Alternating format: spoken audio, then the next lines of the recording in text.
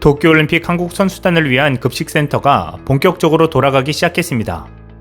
도쿄올림픽에 출전한 대한민국 선수단의 급식지원센터는 올림픽 선수촌에서 자동차로 약 20분 떨어진 지바현 우라야스시의 헨나호텔입니다. 일본 언론이 생트집을 잡는 한식 도시락을 하루 내내 조리하는 곳입니다.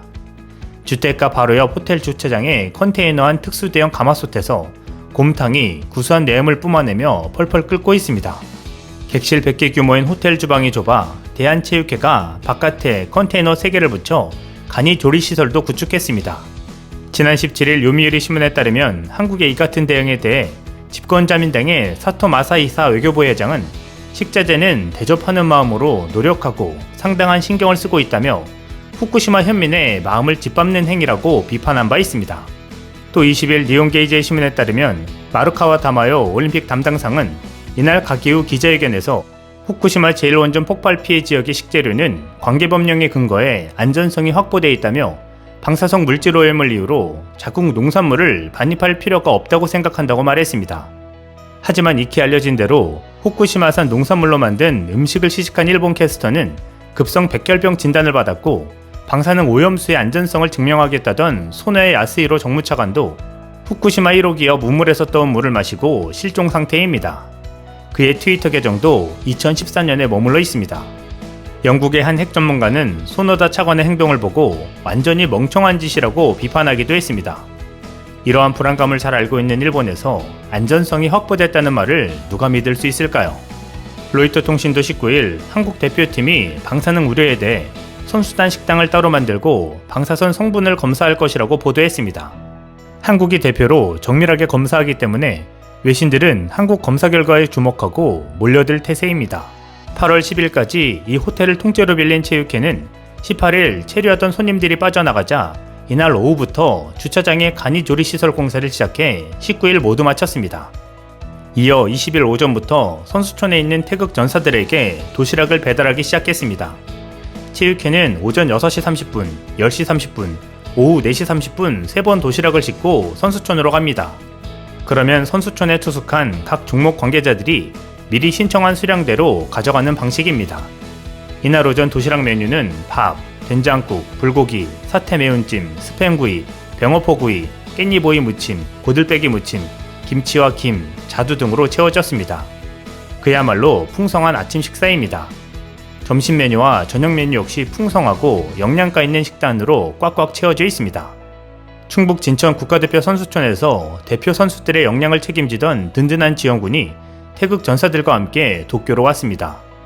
급식센터는 영양사 1명, 검식사 1명, 조리사와 조리원 14명 등 16명의 조리단과 체육회 지원 인력 8명, 식자재 등을 공급하는 업체 대행사 직원 4명 등 모두 28명으로 구성됐습니다.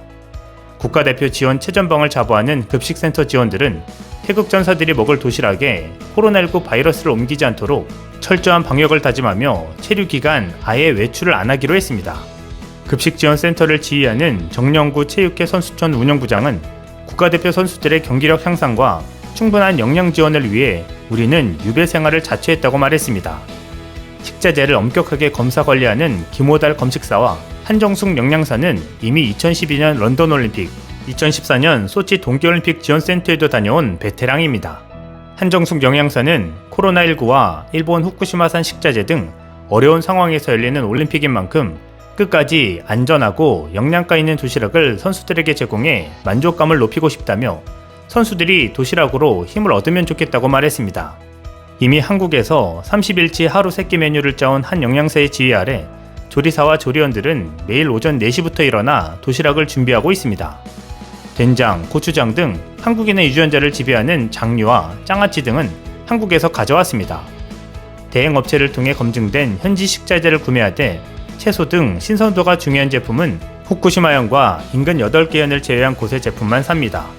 육류는 아예 일본산을 배제하고 뉴질랜드와 호주산을 샀습니다. 김호달 검식사가 방사능 세슘 측정기로 매일 식자재를 조사하는 등 방사능 식품 원천 차단에 사활을 걸었습니다. 이미 25개 종목의 선수와 지도자가 도쿄올림픽 기간 8,500개의 도시락을 급식지원센터에 주문했습니다. 하루 평균 배송량은 425끼분에 달합니다. 일본 언론 등이 한식 도시락을 걸고 넘어지는 것을 두고 정연구 부장은 급식 지원센터를 이번 도쿄올림픽에서만 운영한 게 아니다라고 선을 그었습니다. 2004년 아테네 올림픽 때 한국 홍보와 스포츠 외교의 장소로 코리아 하우스가 처음으로 생겼고, 급식 지원센터는 2008년 베이징 올림픽 때 등장했습니다.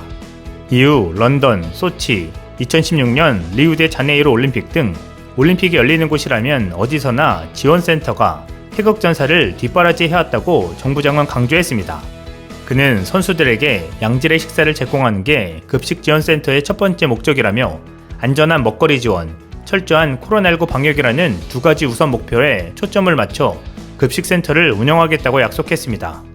이를 두고 일본 일부 네티즌들은 한국을 비난하며 이럴 거면 일본에 오지 말지, 지금이라도 보이콧을 해라, 한국산 식재료 질이 더 떨어진다, 식중독에 걸리면 그것도 일본 책임이라고 할 건가? 한국이 일본 농부들에게 상처를 줬다는 등의 반응을 내놓고 있습니다. 하지만 일본 역시 지난 2018년 평창올림픽 때 자국 선수들을 위해 G로드 스테이션이라고 이름 붙인 식당을 운영했습니다.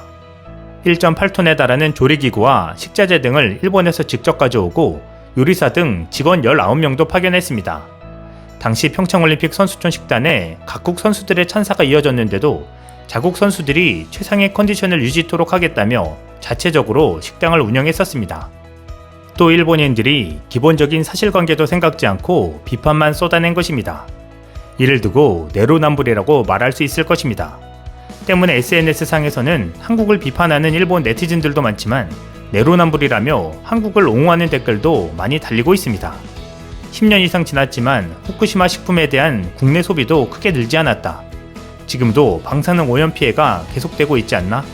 세계 여러 나라가 후쿠시마 식품 수입 금지 조치를 하고 있다. 엄중한 현실을 직시해야 한다. 우리 일본인들도 후쿠시마산 재료는 피하는 상황인데 후쿠시마산 재료를 먹고 혹시 무슨 일이라도 벌어진다면 평화의 축제인 올림픽에 상처가 된다는 댓글들이 있었습니다. 때문에 외국 선수들은 안전한 먹거리를 먹는 한국 선수들을 부러워하며 일식을 뱉고 한식 위주의 식단만 찾게 될 상황입니다. 현재 체육회는 호텔 출입문에 체온계, 손소독제, 소독물질이 뿜어나오는 방역 게이트 등을 설치해 급식센터를 출입하는 인원을 엄격하게 통제하고 있습니다. 한국에서처럼 출입 명부에도 이름을 적도록 했습니다. 정 부장은 급식센터의 방역이 뚫린다면 일본 방역법상 호텔을 바로 폐쇄해야 하고 한식 도시락을 만들 수도 없다며 대회 끝까지 도시락을 제공할 수 있도록 급식센터 인력들은 방역관리에 남다른 책임감을 느끼고 있다고 전했습니다. 조리, 총무, 도시락 신청 접수 및 검수, 배송, 방역, 방문객 관리 등 지원센터의 6개 팀 중 2개 팀이 방역을 전담하고 있습니다. 한국을 대표하는 선수들과 그들을 위해 무더위 속에 수고하시는 분들께 감사를 전합니다. 이상 시온TV였습니다.